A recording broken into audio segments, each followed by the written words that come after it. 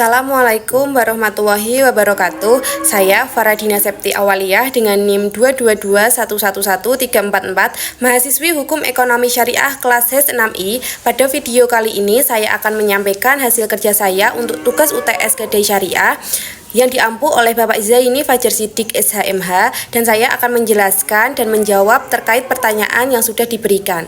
Yang pertama, mengenai pengertian Kedai Syariah dan perbedaan Kedai Syariah dengan Kedai konvensional. Pengertian Kedai Syariah.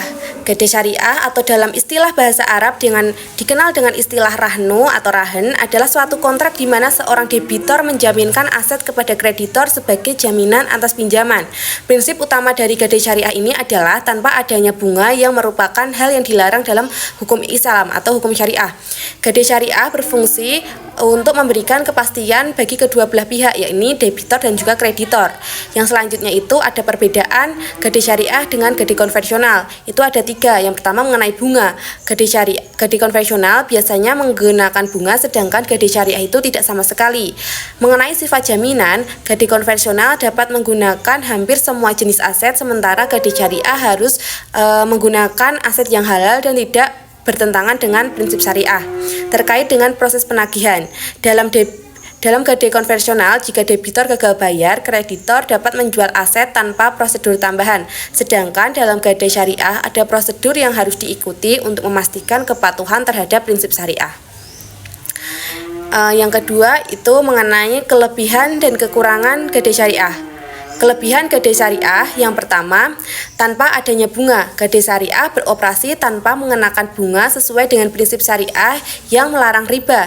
Hal ini memberikan alternatif yang lebih adil bagi nasabah yang membutuhkan pinjaman. Yang kedua, prosedur yang sederhana dan cepat. Proses pengajuan dan pencairan dana di Kedai Syariah lebih sederhana dan cepat dibandingkan dengan lembaga keuangan konvensional. Nasabah dapat menerima dana dalam waktu yang singkat dengan persyaratan yang relatif lebih mudah. Terus yang ketiga itu ada penaksiran profesional. Lembaga Kedai Syariah menyediakan layanan penyediaan penaksiran barang yang lebih profesional sehingga nasabah dapat mendapatkan nilai yang tepat untuk barang yang akan digadaikan itu. Selanjutnya itu ada program digital. Kedai Syariah kini menawarkan layanan melalui platform digital, memudahkan akses bagi nasabah untuk melakukan transaksi secara online. Yang selanjutnya itu fungsi sosial. Kedai Syariah berperan sebagai jaringan pengamanan sosial, membantu masyarakat yang membutuhkan dana darurat tanpa terjebak dalam utang berbunga tinggi. Yang selanjutnya itu kekurangan Kedai Syariah. Yang pertama, resiko kejujuran nasabah. Kedai Syariah mengandalkan kejujuran nasabah dalam penjanjian bagi hasil. Jika nasabah tidak jujur, ini dapat menimbulkan kerugian bagi lembaga penggadaian. Yang kedua, perhitungan yang rumit. Metode perhitungan untuk biaya dan pembagian keuangan itu bisa menjadi rumit, terutama untuk nasabah kecil. Hal ini memerlukan pemahaman baik tentang prinsip-prinsip syariah. Terus yang ketiga itu ada kebutuhan tenaga profesional. Kedai Syariah memerlukan tenaga yang terlatih dan profesional untuk menjalankan operasionalnya sesuai dengan prinsip syariah. Ini dapat menambah biaya operasional bagi lembaga. Yang ketiga, mengenai pertanyaan yang ketiga terkait tantangan dan peluang pengembangan Kedai Syariah di Indonesia.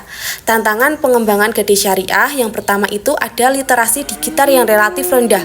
Banyaknya masyarakat yang belum memahami teknologi digital sehingga menghambat adopsi layanan Kedai Syariah digital. Hal ini mencakup kekurangan pengetahuan tentang cara penggunaan aplikasi dalam platform online. Terus yang kedua ada akses internet yang terbatas. Keterbatasan akses internet ini di beberapa daerah menjadi hambatan signifikasi bagi masyarakat yang memanfaatkan layanan Kedai Syariah secara digital. Ini mengakibatkan ketidakmerataan dalam penggunaan layanan. Yang ketiga itu layanan persaingan dengan bank konvensional. Bank-bank konvensional mulai memasuki pasaran gadai, menawarkan produk-produk yang lebih dikenal oleh masyarakat. Ini dapat mengancam keberadaan Kedai Syariah jika tidak ada diferensi yang jelas. Yang selanjutnya itu kurangnya tenaga profesional, sumber daya manusia yang memahami prinsip-prinsip syariah dan operasional keuangan masih yang terbatas. Yang selanjutnya itu ada stigma sosial. Beberapa masyarakat masih merasa malu untuk menggunakan layanan gadai, terutama jika dianggap sebagai pilihan terakhir. Ini dapat mengurangi jumlah nasabah penggunaan jasa gadai syariah. Selanjutnya, mengenai peluang pengembangan gadai syariah. Yang pertama, peningkatan kesadaran syariah. Dengan meningkatkan kesadaran masyarakat dengan kepentingan produk keuangan berbasis syariah, ada peluang untuk menarik lebih banyak nasabah ke dalam sistem gadai syariah. Terus yang kedua ada inovasi produk.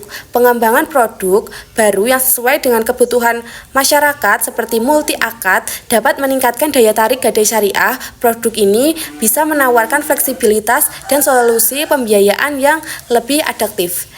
Yang selanjutnya itu digitalisasi layanan. Adopsi teknologi digital dalam layanan gadai syariah dapat meningkatkan efisiensi dan aksesibilitas. Dengan adanya aplikasi mobile dan platform online, nasabah dapat melakukan transaksi dengan lebih mudah lagi.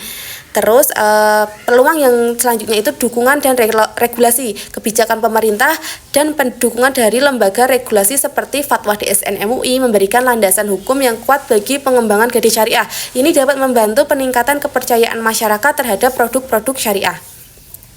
Peluang yang selanjutnya itu kemitraan strategi dengan membangun kemitraan dengan berbagai pihak termasuk pemerintah dan juga institusi pendidikan dapat memperluas cakupan layanan dan peningkatan pemahaman masyarakat tentang gadai syariah. Pertanyaan yang keempat mengenai prospek pengembangan gadai syariah di Indonesia. Prospek gadai syariah sangat menjanjikan, terutama dengan meningkatnya kesadaran masyarakat dan produk-produk keuangan yang sesuai dengan syariah. Alasan untuk memperpanjang gadai syariah meliputi kebutuhan likuiditas yang berkelanjutan, fleksibilitas dan pembayaran, dan juga perlindungan terhadap barang jaminan. Kebutuhan likuiditas yang berkelanjutan itu seperti banyaknya individu atau usaha kecil yang menghadapi kebutuhan dana mendesak. Gadai syariah ini memberikan akses cepat ke uang tunai tanpa harus menjual aset yang berharga. Dengan memperpanjang masa gadai, nasabah dapat terus mendapatkan dana yang diperlukan untuk memenuhi kebutuhan sehari-hari atau biasa kita kenal dengan sebutan investasi, seperti peningkatan literasi keuangan syariah di kalangan masyarakat, adanya dukungan teknologi dalam mempermudah proses transaksi, dan potensi pembentukan produk keuangan yang lebih inovatif dan sesuai dengan kebutuhan masyarakat. Sekian pembahasan yang dapat saya berikan. Kurang lebihnya mohon maaf. Wassalamualaikum warahmatullahi wabarakatuh.